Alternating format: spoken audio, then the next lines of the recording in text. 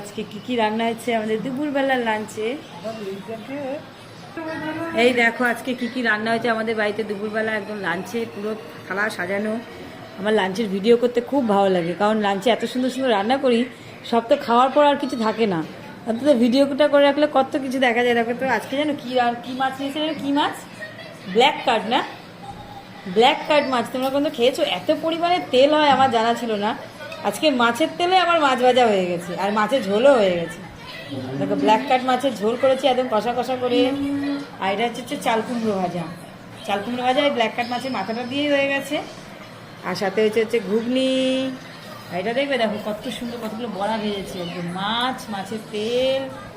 দেখো গরম গরম বড়া ভাজা দিয়ে এখন মা খেতে বসছে, লেজ খাচ্ছে। আর হচ্ছে সজনে দিয়ে ডাল হয়েছে, এখন সজনের সিজন, যত পারে সজনে ডাঁটা খেয়ে নাও। আর পাঁচমিশালি সবজি, ভাত। এটা হচ্ছে আজকে আমাদের দুপুরবেলার লাঞ্চ। কেমন লাগছে ভাজাটা খেতে? খুব ভালো লাগছে। পাপা তুমি কি আজকে খাবে না দুপুরবেলা? কেন কেন খাবে না?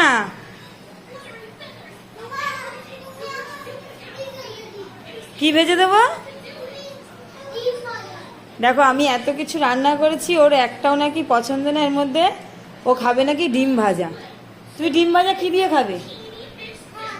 কেন? আমি তো মাছ করেছি, ডাল করেছি, কত কিছু করছি। ডিম ভাজা কেন খাবে? তুমি রাত্রে খাবে ডিম ভাজা? হ্যাঁ তুমি রাত্রে ডিম ভাজা খাবে। চলো এখন এমনি ভাত খেয়ে নাও, চলো। না এখন ডিম ভাজা খায় না শোনা, ডিম ভাজা আমি রাত্রে করে দেবো, চলো। দেখো এখন আমাকে ডিম ভাজা করতে হবে, নাকি ভালো লাগছে না।